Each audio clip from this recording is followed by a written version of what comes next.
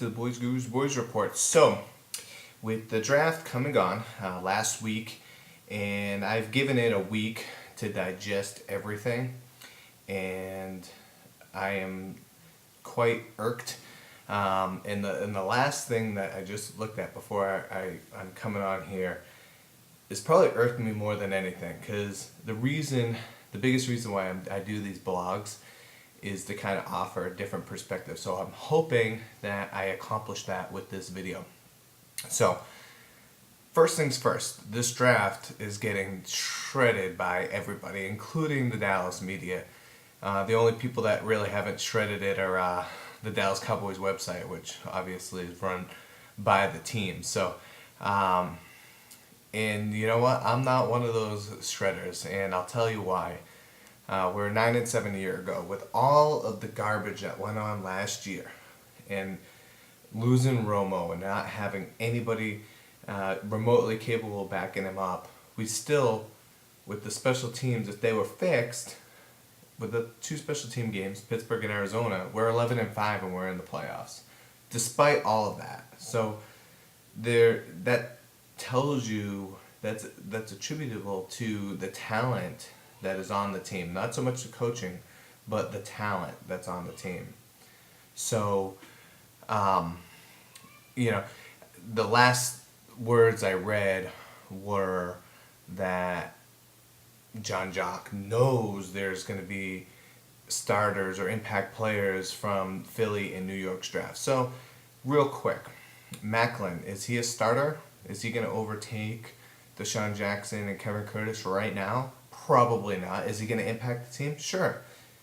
Is his impact going to be more so than that of a Jason Williams, who is our first pick?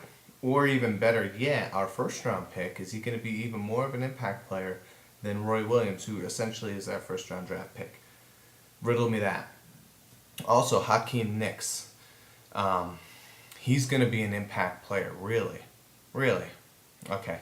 He's a good prospect. I liked him quite a bit. But you got Steve Smith and Dominic Kixon, who are slated to start, more than likely ahead of him. They drafted Mario Manningham, who I really liked last year. Troubled, but really talented. And then they drafted Ramsey Spartan, who I think might even be better than Nicks. So is Nicks really an impact player? Clint Sinton, second round pick. William Beatty for the Giants, third round pick. Clint Sinton, he's a 3-4 outside linebacker. He's a 3-4 backer from Virginia here. Good 3-4 backer, a guy that can get to the passer, and the Giants are going to throw in a lot of different mixes and whatnot. Is he going to see the field more than a Stephen Hodge, who looks to be slated to be the Kevin Burnett nickel linebacker, although I thought Jason Williams was that guy, but it looks like Hodge is going to be that guy. Is he going to see more action and more impact than Stephen Hodge? I don't know. I don't think so. Nobody knows this stuff. That's why it's a draft. That's why it takes 3 years to break these things down. Additionally, we have safety issues. We have a free safety issue and a strong safety issue, really. Free safety is a nickel, which we drafted D'Angelo Smith for. He's a better player, and he's going to make more of an impact, I could tell you this, than Macho Harris is for Philly. Okay, Philly and all three of us drafted tight ends. Philly drafted Cornelius Ingram from Florida, but he's got medical red shirts the whole draft. If anybody watched it, his medical issues were knocked him down quite a bit. Travis Beckham, undersized H-back, but we got Martellus Bennett a year ago, so we don't need to draft that second tight end that Philly lost. L.J. Smith, their starter. Selleck was a heck of a player, but so they're essentially thinking that Ingram is going to be their second tight end. I'll take Martellus Bennett right now over Ingram and Beckham any day of the week, and twice on Sunday. As a matter of fact, I'll take Bennett over Selleck and Kevin Boss as well. So we don't need that, okay? What we needed was special teams help. Wade Phillips apparently doesn't like to put starters on special teams, so you have to put starting quality players on the special teams. You have to put that kind of quality on the special teams to get anything out of it, to get the excellence that we're going to need. So your Hodges, who, I mean, if you read anything on this guy, he is maybe the best special team guy in the whole draft, and his body of work backs it up. His attitude, his interviews, I love him, okay?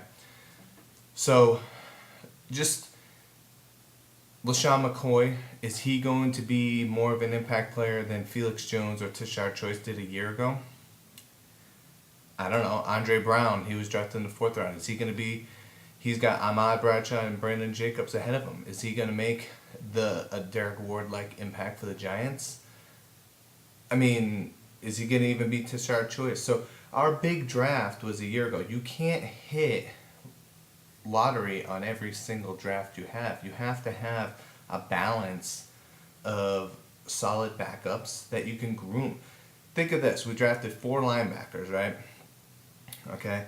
Justin Rogers and Bobby Carpenter are terrible. The 2 guys, Brandon Williams and Victor Butler, are superior players right now. I'm telling you this, to those 2 guys. They haven't proven anything to me except, get penalties on special teams and, and be busts as first round picks and free agents. So those 2 guys right off the bat are better. And then you have Hodge and Williams. Williams is going to be an impact player. And we have 3 very aging linebackers. We signed Brooking for 2 years. You groom a guy for 2 years and they become starters. Do you think that James Harrison was a starter overnight? He got cut like 5 different times by Pittsburgh and then turned into the defensive player of the year. They drafted Lawrence Timmons a couple of years ago, 1st round. He was, they're a 3-4 team. He was projected as a really good Tampa 2 type backer because he's fast. What did Pittsburgh do? They put him as their nickel linebacker, and if you watch some Pittsburgh games, he flies all over the freaking players. He's everywhere. He's an impact player, albeit not a starter, but he's an impact player. I expect Williams, I expect Hodge to be those kind of linebackers. That they may not be starters, but they're going to impact the Cowboys, both in nickel situations, dime situations, and on special teams, more so than what a Jeremy Maclin's going to do as a 3rd wide receiver / return man. I'm telling you that right now. You'll see it. You'll thank me later for hopefully shedding a light on this. So you don't necessarily have to draft starters. And then back on the Pittsburgh thing, they won the Super Bowl last year. Not one of their guys they drafted was a starter. Not one. And everyone gave them a lot of credit for their draft. They drafted Mendenhall, Imus Swede, good players, and they didn't make any impact. Because you can groom your players. So we have aging linebackers. We need linebackers. We need young blood to come in and weed out the backups. The backups we have right now are not starting quality right now. So you have to draft 4 linebackers because you have that much dead weight on your team. The only linebackers worth their salt on this team right now are Brady James, DeMarcus Ware, Spencer, and Ellis. Ellis being 34 years old and wanting a big contract and always causing problems because he wants to be a starter. So 3 guys, 3.5 guys really. Brooking is good, but he's a 2-year stopgap. He's old as well. Stewart is good, but he's for depth purposes, depth in special teams, to improve that because we didn't have it. So you draft those guys to make the impact, and they will make an impact, and they will make it this year. Will they be starters? You'll see at least 2 of these guys will be starters within 3 years. I grade nothing past 3 years. So you heard it from here first. Go to my site, www.boysguru.com. I break this stuff down as well. There's some more material there that I think you guys might like on our rookie free agents that we've been bringing in. I've been kind of profiling each of those guys and their chances of making the roster. So check that out.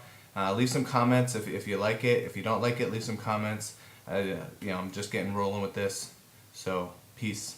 The game is a lot bigger than you think you know. And if you think you know, then I don't think you